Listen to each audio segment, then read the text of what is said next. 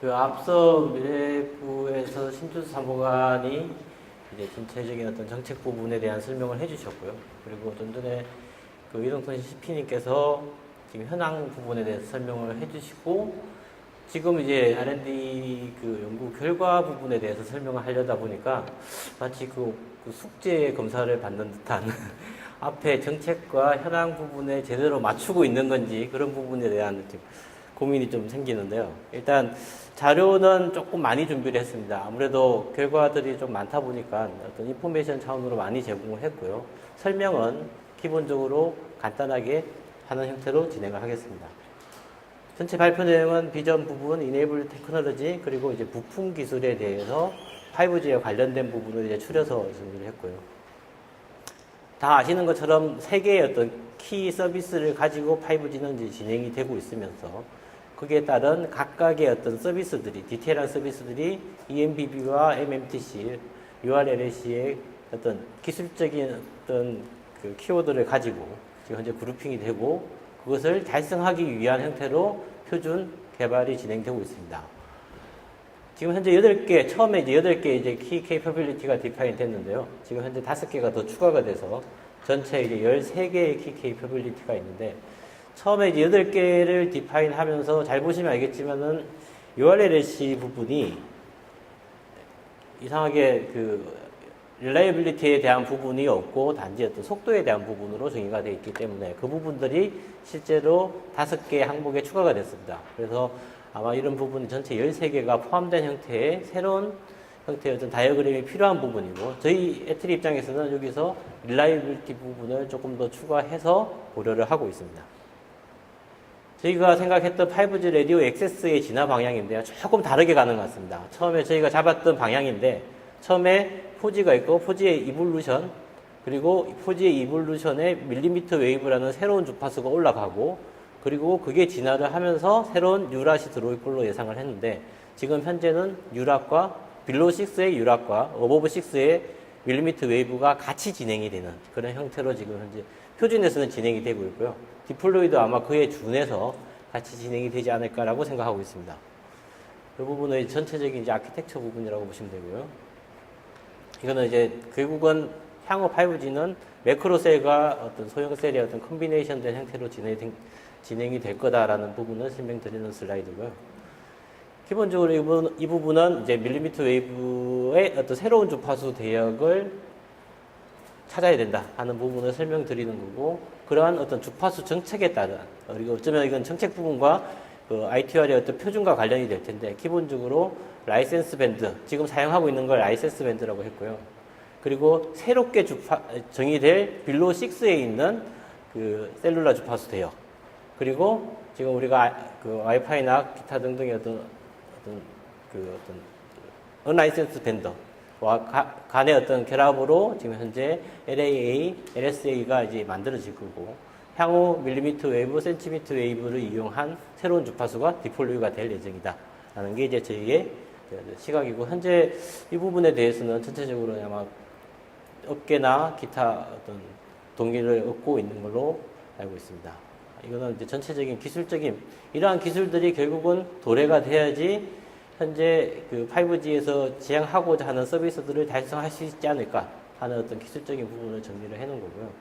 아무래도 오늘 드리는 내용들은 기본적으로 그 어떤 연구 결과를 이제 중심으로 발표를 드리다 보니까 저희가 그 기술적인 어떤 분류를 그 작년에 썼던 K1, K2, K3, K4에 대한 어떤 분류로 진행을 했습니다. K1은 속도를 높이는 기술로서 지금 현재 저기 6가지 기술적인 꼭지가 있는데, 현재 진행되고 있는 기술적인 아이템도 있고, 그러니까 개발이 완료가 된 형태도, 종료가 된 형태도 있습니다.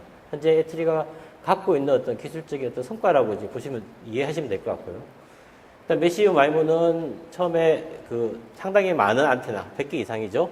안테나를 이용해서 그 스펙트럴 에피션시를 극대화시키겠다. 최대 10배 이상 향상시키겠다라는 목적으로 시작이 됐고, 실제로 JSDM 그리고 피드백 부분을 고려해서 새로운 기술들이 많이 만들어져서 그런 부분에 대한 특허들을 이제 소유하고 있는데, 실제로 이제 저걸 안테나 100개까지, 100개 이상, 128개를 지금 목표로 하고 있는데, 그 부분까지 실제로 구현하는 데에서는 사실 다소 문제가 있었습니다. 그러니까 에이직화해서 소형화를 해야 되는 부분들이 있기 때문에 실제로 이제 구현하는 부분에 대해서는 현재 스톱을 하고 현재 원천 기술을 갖고 있는 부분을 표준화를 진행하고 있는 상태입니다.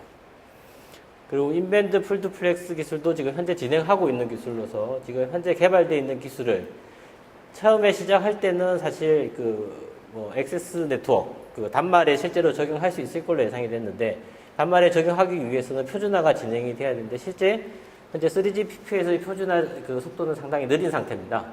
그래서 저희는 그런 어떤 3GPP의 표준과는 약간은 어떤 비껴나 있는 예전에 중소기업들이 지향했던 어떤 중계기 시장 쪽에 ICS 중계기를 대체할 수 있는 형태로 인밴드 풀두플렉스 기술을 개발, 발전시킬 예정입니다. 그리고 LAA 부분은 작년에 종료를 했던 아이템이고요. 언라이센스 밴드와 라이센스 밴드의 어떤 결합된 형태로 데이터의 전송 속도를 높이는 어떤 기술적인 부분으로 여기에도 표준 특허 부분들이 몇 가지 반영이 돼서 애터리 어떤 실적으로 확보하고 있다라고 보시면 될 것 같습니다. UDN 부분도 처음에 이제 꼭 필요한 에러 트래픽의 어떤 에피션시를 높이기 위해서는 반드시 필요한 기술로 생각을 하고 시작을 한 부분인데 현재로서는 3GPP의 어떤 표준화가 속도가 그렇게 빠르진 않습니다. 그래서 이제 원천 기술 형태로 지금 그룹핑을 하고 있고요.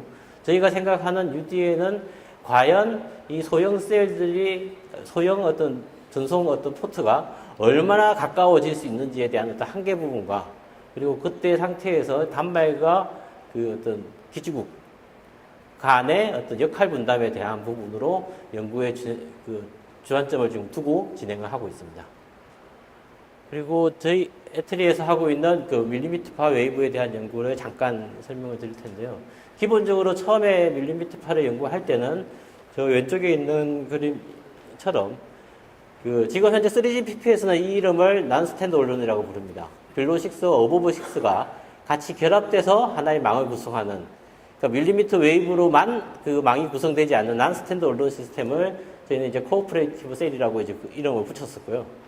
그리고 밀리미터 웨이브로만 전체를 디플로이 할 수 있는 스탠드 언론 시스템도 저희가 생각했고 이걸 지금 현재 3GPP에서는 SA라고 불러서 스탠드 언론 시스템이라고 보고 있습니다. 두 시스템에 대한 표준을 지금 거의 공통된 부분은 같이 진행을 하고 있고 다소 다른 부분들이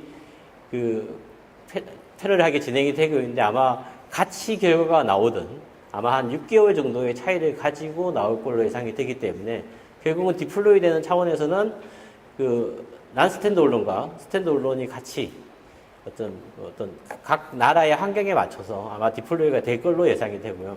저희가 생각하고 있는 하나의 또 다른 구조는 클라우드 램 구조의 밀리미터 웨이브와 빌로 6가 결합되어 있는 형태의 새로운 CU와 RU의 어떤 셀 부분도 같이 고려를 하고 있습니다.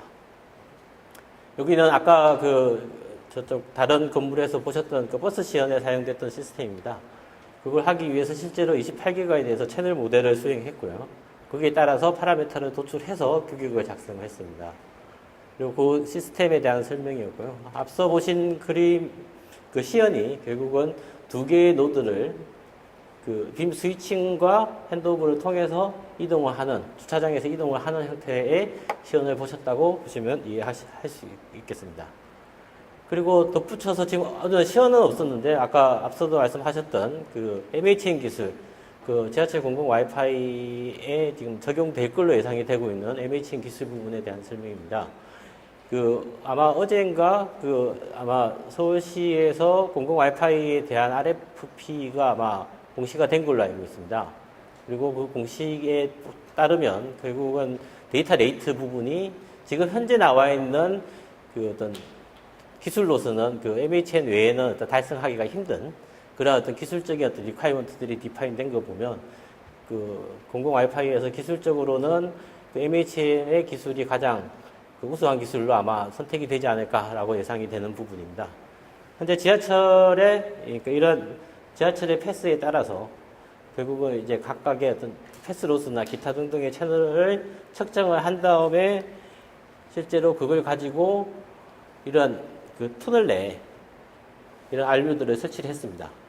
지금 현재 지하철 8호선에 5개의 RU를 설치를 해서 지하철역 한 3개, 4개를 커버할 수 있게끔 지원해서 데이터 레이트 500메가까지를 지원하는, 한쪽에 500메가니까 결국은 이제 그 차량 전체로 봤을 때는 이제 1기가를 달성하는 형태의 결과물이고요.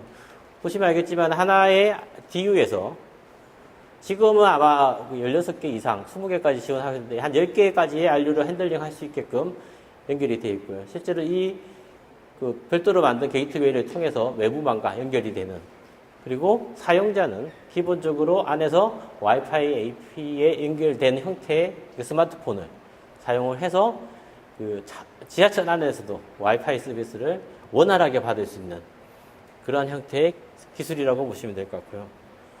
여기 이상하게 한 페이지가 더 들어가 있더라고요. 강조하려고 한 페이지 쓰는 것 같습니다. 그 K2라고 저희가 디파인 한 거는 이제 로우 레이턴시 부분이고요. 물론 릴라이빌리티도 포함이 됐는데 그 하이 릴라이빌리티를 사실은 보여주는 부분이 좀 어렵기 때문에 현재로서는 로우 레이턴시 부분에 좀 포커싱을 했고요.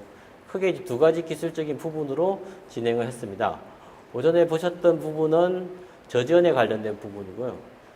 앞서 그러니까 작년부터 이제 표준을 추진했던 VTX에 대한 어떤 기술적인 부분입니다. 여기에서도 여러분들은 현재로는 이제 기술적인 어떤 특허를 갖고 있고 그 부분에 대해서 뭐 추가적인 어떤 진행은 하지는 않고 있지만 현재 향후 VTX가 이제 상용화가 될 시점에서는 그 특허가 활용이 될 수 있을 걸로 예상이 됩니다.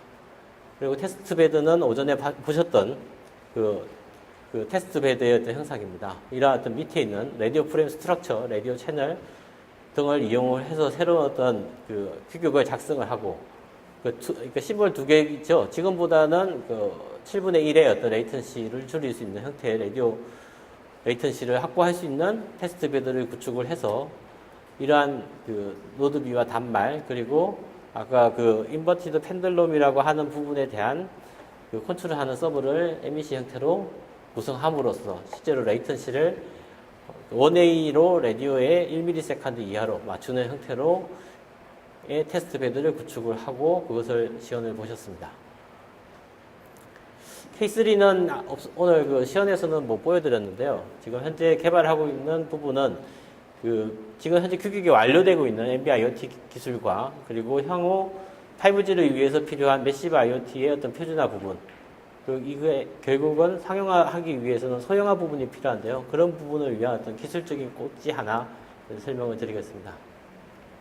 지금 NB-IoT 부분은 이미 표준이 완료가 됐고요. 지금 현재 곧 많은 기업들이 지금 표준에 따라서 시스템 및 단말을 지금 제작을 하고 있는 걸로 알고 있습니다. 해트리도 그 중소기업과의 어떤 기술 어떤 협력 지원 부분을 위해서 지금 현재 NB-IoT의 그 단말을 위해서 노력을 하고 있는 중이고요. 거기에 덧붙여서 장기적으로는 매시브 IoT의 5G 표준 규격 부분을 달성하기 위해서 그 뉴 웨이폼 쪽과 멀티 프로세스, 특히 이제 멀티 프로세스는 에이싱크로너스 그 나노 오소고나라 형태의 멀티 프로세스에 포커싱을 해서 지금 현재 기술을 개발하고 표준화를 추진하고 있는 중입니다. 싱글 체인 RF 마이모 부분인데, 이 부분은 작년에 이제 컴팩 마이모에서 나온 기술로서 마이모라는 것 자체가 여러 개의 RF 체인과 여러 개의 안테나 엘리먼트를 포함해서 실제로 이제 구현을 해야 되는데, 그런 부분을 단일 RF 체인과 단일 그 안테나를 이용을 해서 실제 그 구현하는 형태의 기술로서 실제로 이제 시장 지향에서 추진을 했었는데, 아직은 이 부분에 대해서 시장이 조금 그 열리지 않아서 그런 부분을 조금 고려해서 지금 다른 형태의 그러니까 시장이 열리기를 기다리고 있는 기술이라고 보시면 될 것 같습니다. 그 다음에 직접 저희 그 본부 내에서 하고 있지는 않지만은 다른 본부랑 같이 이제 협업할 수 있는 부분이 5G 코어 네트워크 부분입니다. 그 다양한 액세스 기술들을 에 따라서 이제 디펜던시를 갖는 유니파이드 코어 네트워크 부분과 IP 모빌리티, 그리고 멀티라데 인티그레이션 하는 부분, 라이트 웨이트 시그널링, 그리고 로 레이턴시, 디스트리뷰트 네트워크, 그러한 부분들을 그 5G 코어 네트워크의 어떤 키 요구사항으로, 중요한 요구사항으로 디파인하고 거기에 맞춰서 지금 현재 기술 개발을 진행하고 있고, 아마 유니파이드 컨트롤 엔티티라는 형태가 아마 기존의 그 4G의 그 코어 네트워크와의 어떤 가장 큰 차이라고 보실 수 있을 것 같습니다. 그 외에 이제 RF 컴포넌트 관련된 어떤 부품 관련된 기술 부분인데, 모뎀에 대한 어떤 기술은 아직 현재 개발하고 있는 부분은 없고, RF 부분인데요. 하나가 모뎀에는 그 인디펜던트한 ET, 그러니까 엔벨롭 트래킹 기술이라고 봅니다. 결국은